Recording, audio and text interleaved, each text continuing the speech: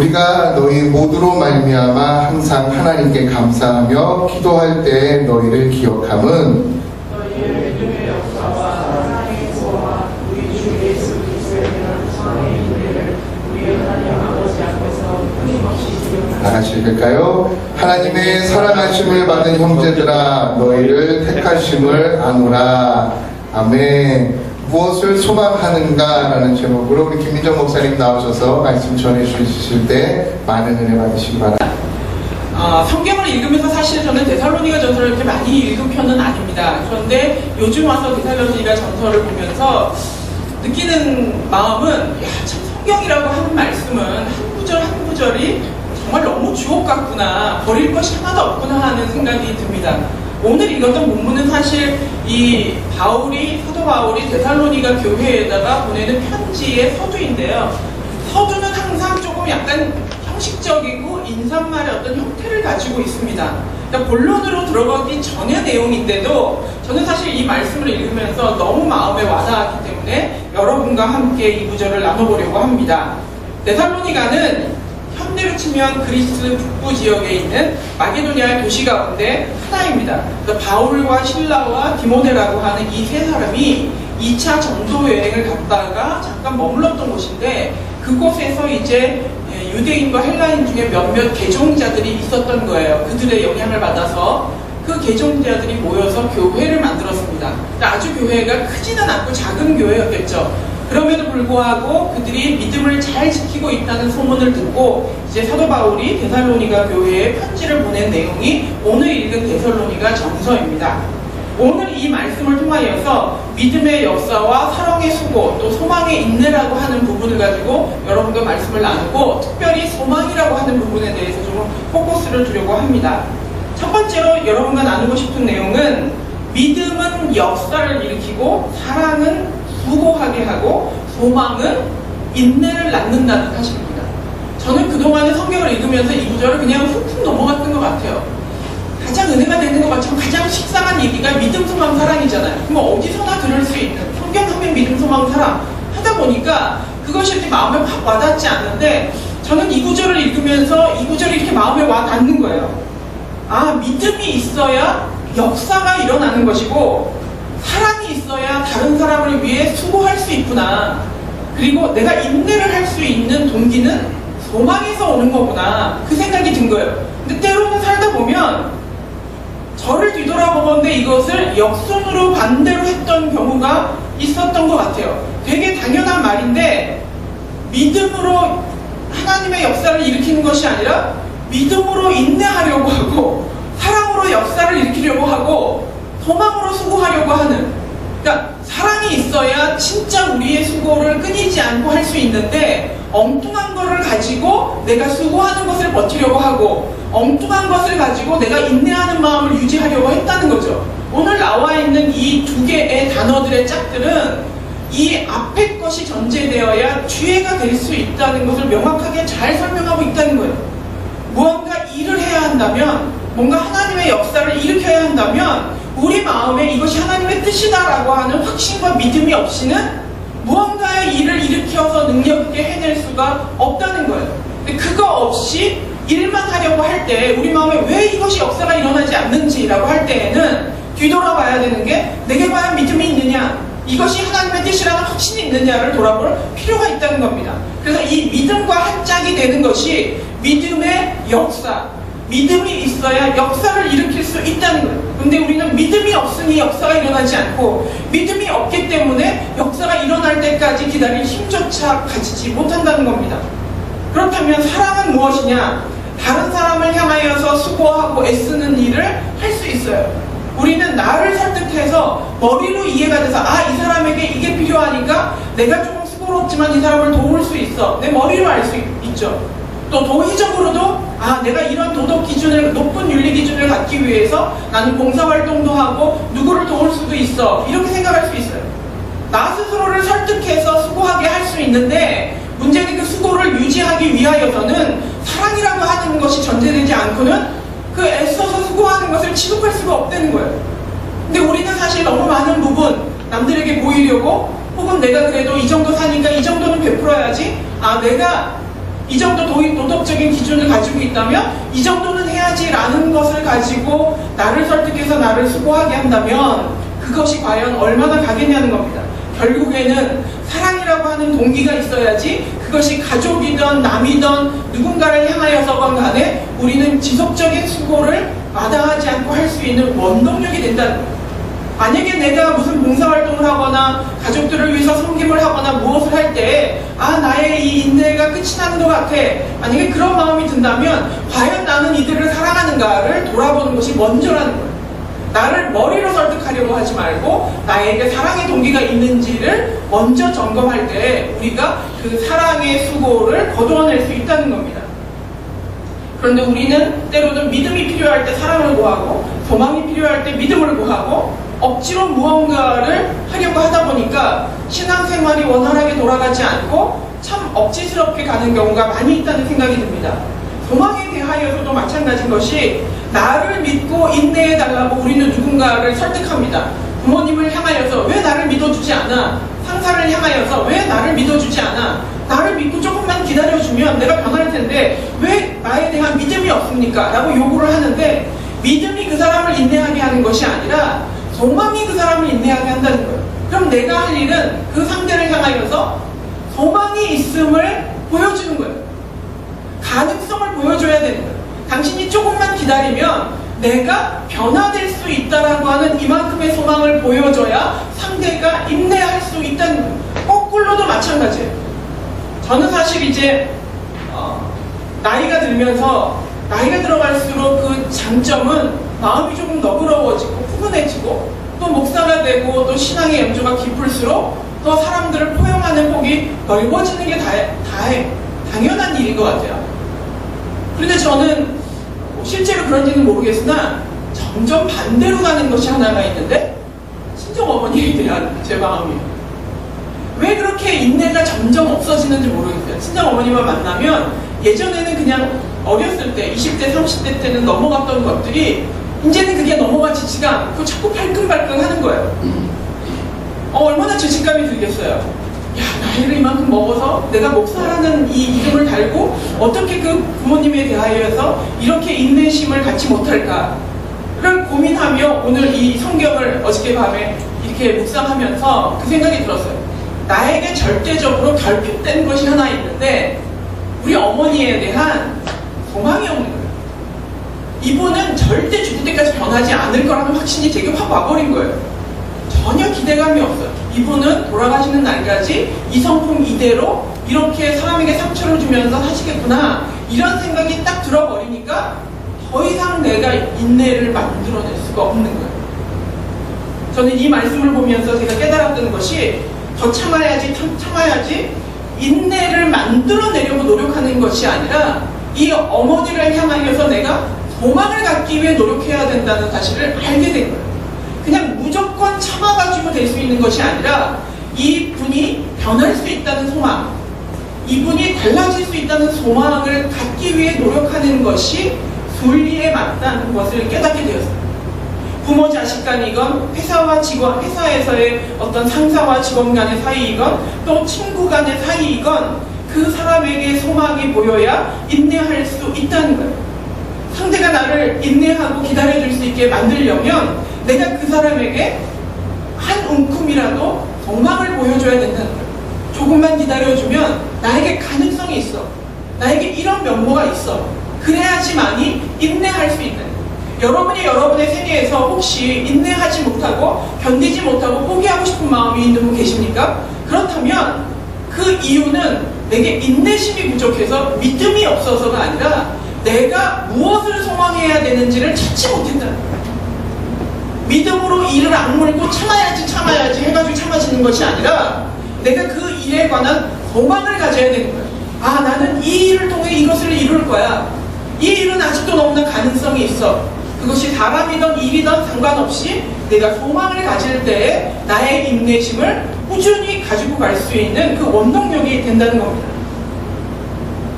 11월 말에 개봉했던 버틀러라고 하는 영화, 대통령의 집사 버틀러라고 하는 영화를 여러분 보셨는지 모르겠어요. 꽤나 이렇게 부모님하고 같이 보기 좋은 영화로 회자가 됐었다가 저는 사실 영화를 보지 못하고 이제 TV에서 이제 해주는 4,000원 정도 내면 이렇게 나중에 볼 수 있는 그것을 봤습니다.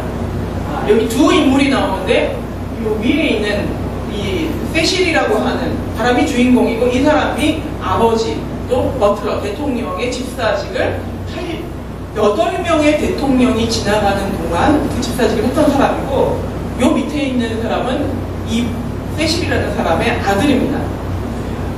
전미 박스 오피스 3주 연속 1위를 할 정도로 미국에서는 상당히 인기가 있었던 영화인데요. 제가 막상 이 영화를 보니까 그렇게까지 막 드라마틱하고 재밌고 막 몰입해서 볼 수 있는 영화는 아니었던 것 같아요. 근데 왜 우리랑 미국이랑 이렇게 좀 다를까 생각해보니까 일단 우리는 흑인이 좀 없고 이 영화는 흑인들이 좀 많이 봤을 것 같고요.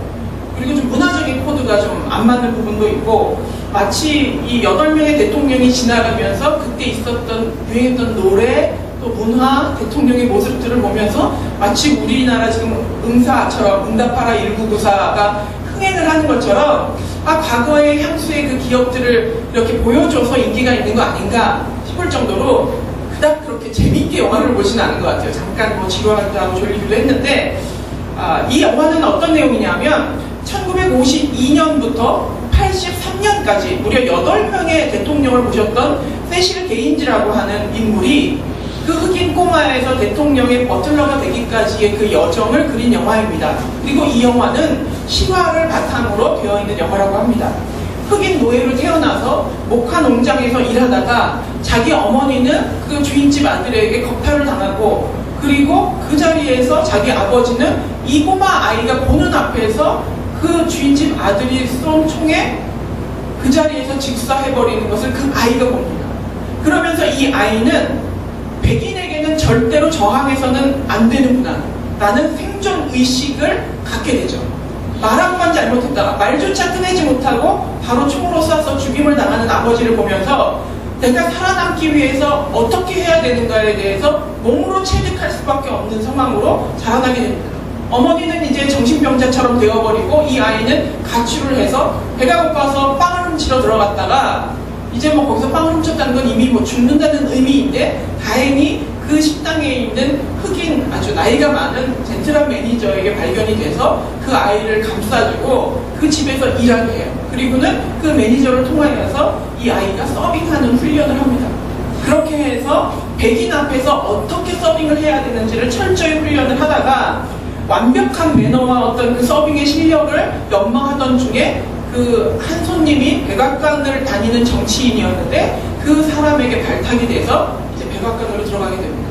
그래서 그곳에 들어가서 이제 이 사람은 목화 농장에서부터 시작을 하여 이 흑인이 경제적인 여력을 가지고 가정을 꾸리고 차를 몰고 무언가 사람답게 사는 길을 그의 성실함을 가지고 끝까지 갔던 분이고 근데 그 아들은 대학에 들어가면서 흑인 운동을 하기 시작한 거예요. 인권 운동을 해서 정말 저항운동의 아주 그 핵심 인물이 되고 그래서 흑인들이 가면 안 되는 카페에 들어가서 앉아서 그들이 침을 뱉건 커피를 쏟건 그것과 똑같은 인권을 우리에게 부여해달라 하는 것으로 이제 아들은 끝까지 가게 됩니다. 이 두 인물이 상당히 대비되는 모습으로 가는 거예요. 둘 다 소망하기는 흑인으로서의 삶에 조금 더 나은 삶을 추구하면서 가지만 아버지의 세실은 백인들에게 저항하지 않고 그들에게 철저하게 순응함으로 해서 자기의 삶을 이렇게 윤택하게 만들어가고 이 아들은 백인에게 저항함으로 말미암아 흑인의 인권을 갖기 위하여서 가는 모습을 보여줍니다.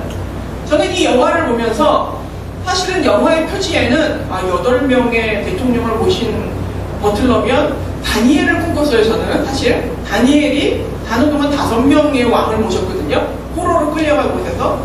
그래서 참 이 버틀러에 대한 존경심에 대한 뭐 그런 부분을 기대하고 영화를 봤다가 사실은 그것보다는 다른 쪽에 저는 은혜를 받았던 것 같아요. 두 번째로 오늘 말씀에서 이 버틀러를 생각을 하면서 소망에 대해서 말씀드리고 싶은 것은 무엇을 소망하느냐가 무엇을 인내하게 하느냐를 결정한다. 우리는 생각에 소망은 다 옳은 것이라고 생각하고 인내는 다 맞는 것이라고 생각을 합니다. 근데 저는 이 영화를 보면서 그거를 깨닫게 된 거예요. 소망이 무조건 옳은 것이 아닐 수 있구나. 인내가 무조건 맞는 것이 아니구나. 어찌 보면 인내라고 하는 것은 내가 무엇을 소망하느냐에 종속되어 있다는 사실을 알게 된 거예요. 버틀러였던 세실은 인간 취급받지 못하던 목화 농장에서 인간 대접을 받는 것이 소망이었어요. 그래서 흑인으로서는 집을 갖는 거, 있을 수 없는 일이에요. 창고에서나 사는 사람들이니까.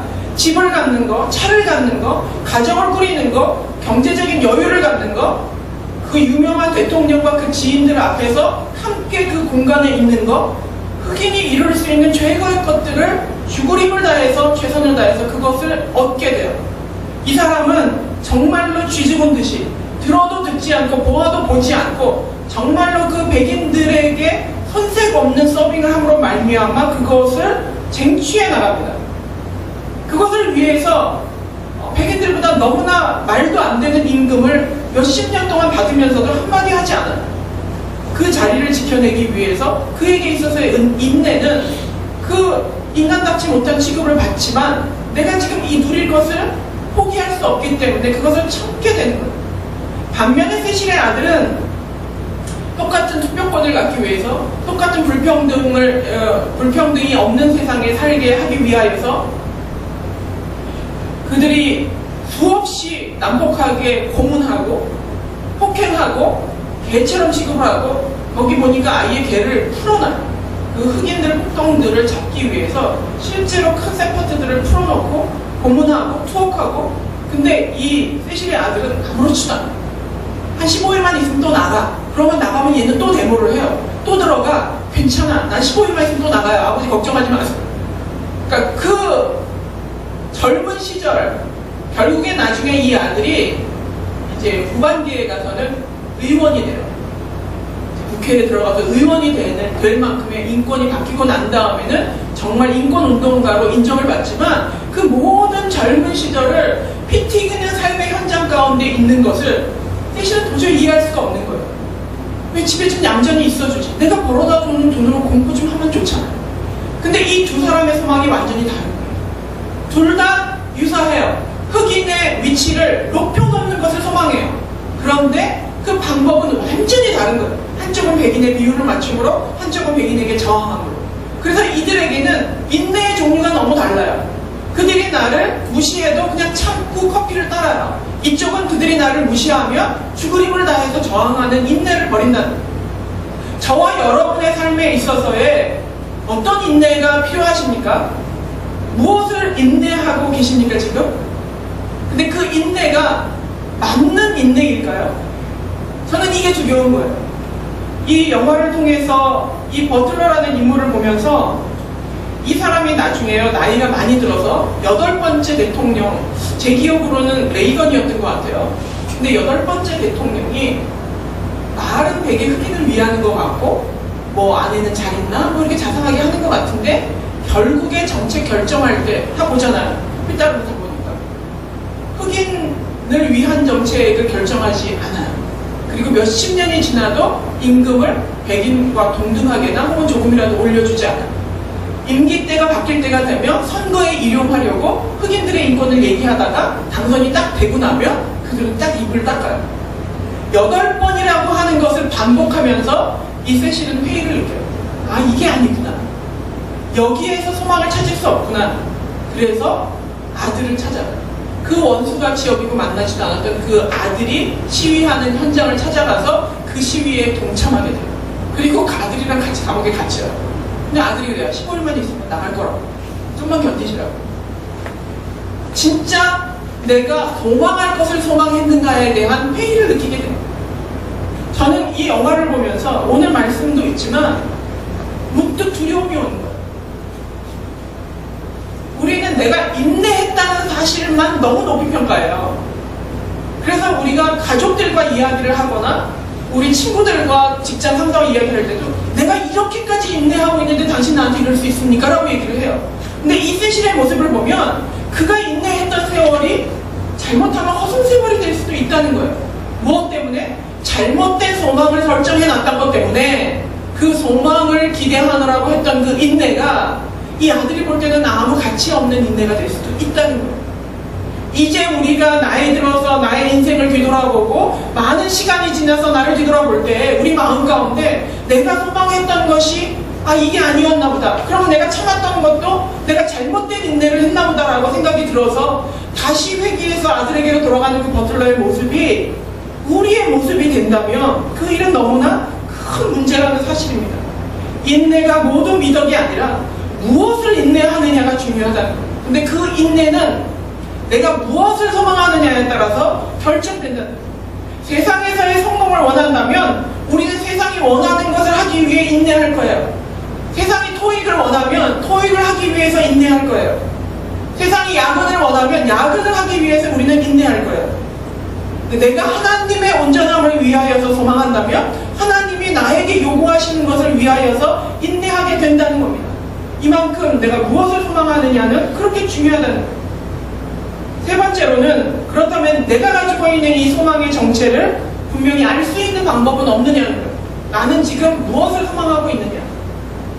이 영화에서 저의 마음을 아주 칼처럼 찔렀던 말이 있는데 그 이세시를 숨겨주고 이제 그 서빙하는 사람이 되기 위해서 훈련시켰던 그 흑인이 이 아이에게 배뇌시키듯이 반복적으로 하는 얘기가 있었어요. 그 얘기 뭐냐 하면 백인의 마음을 읽어라.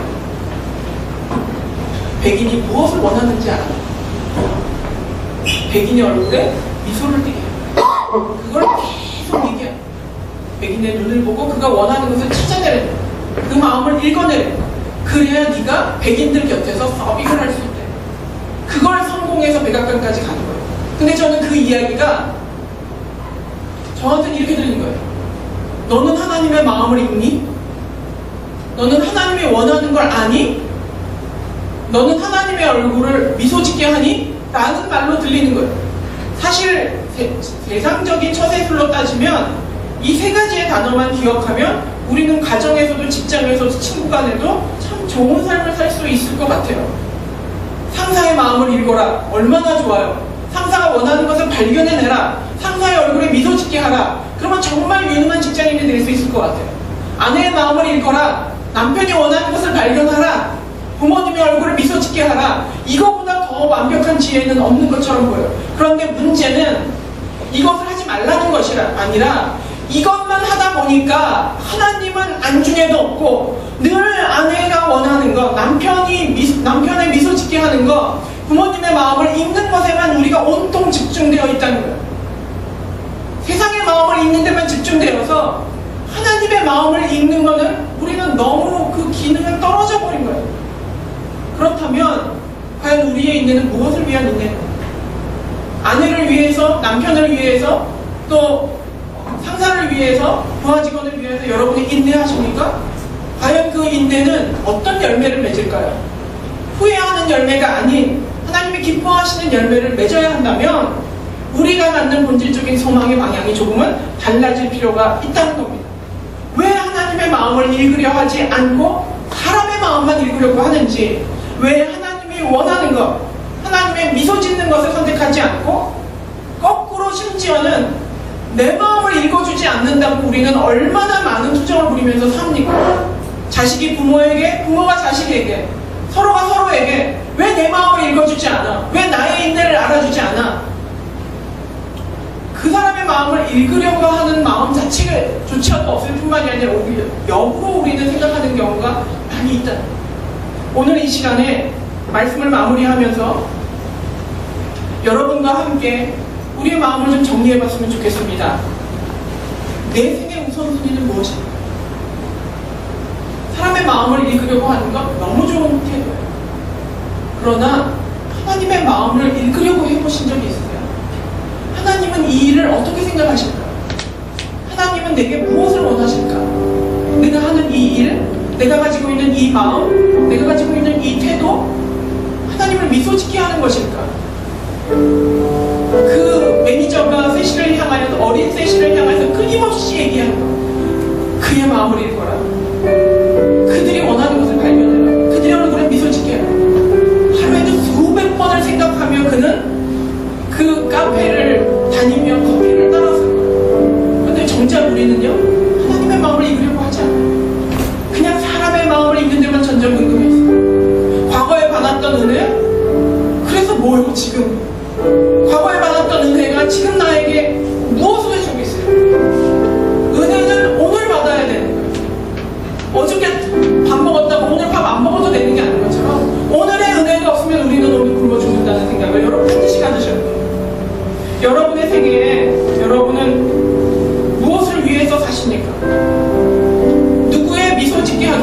어떤 사람은 자신을 미소 짓게 하기 위해 사는 사람도 있죠. 누구의 마음을 잃기 위해서 사십니다.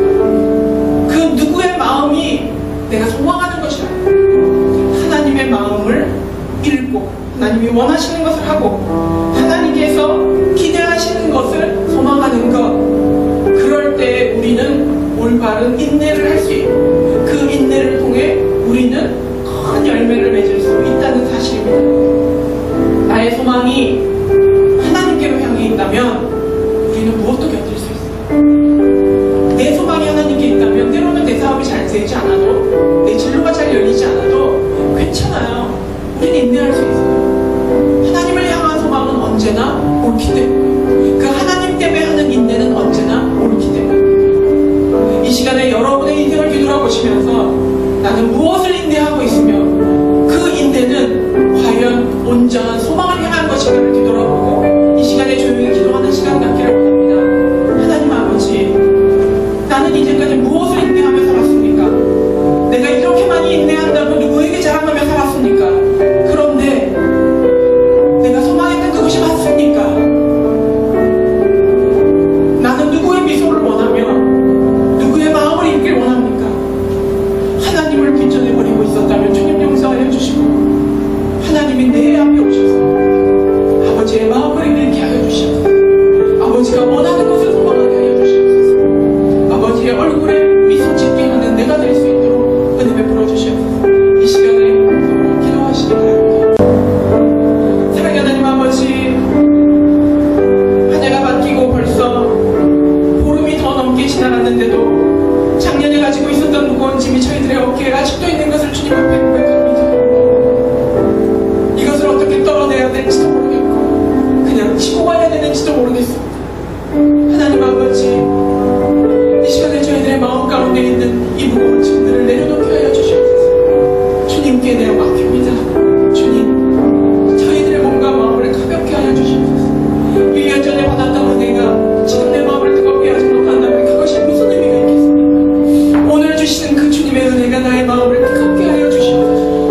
내가 소망하였던 것들, 그것이 사람에게만 치우쳐 있다면, 세상에게만 치우쳐 있다면 아버지, 그것을 내려놓고 주님을 향하여 나의 시선을 돌려 하나님의 눈동자를 바라보며 아버지의 마음을 읽게 하여 주시옵소서. 아버지가 원하는 것이 무엇인지를 깨닫게 하여 주시옵소서.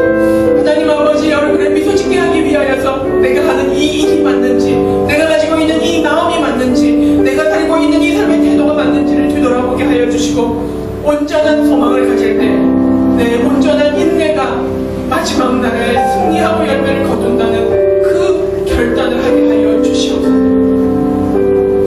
이제는 교회 머리 대신 예수 그리스도의 은혜와 하나님 아버지의 무한하신 사랑과 성령님의 감동, 감화교통, 충만하심의 놀라운 역사가 이제 하나님의 마음을 읽으며 하나님이 원하는 것을 찾으며 하나님의 얼굴에 미소 짓게 하기 위하여서 나의 온전한 소망을 이 세상에 있는 것들로부터 거두어 여호와 하나님께로 옮기기로 결단하는 사랑하는 그 하나님의 성도들의 머리 위에 이제로부터 영원토록 함께 하시기를 축원하옵나이다.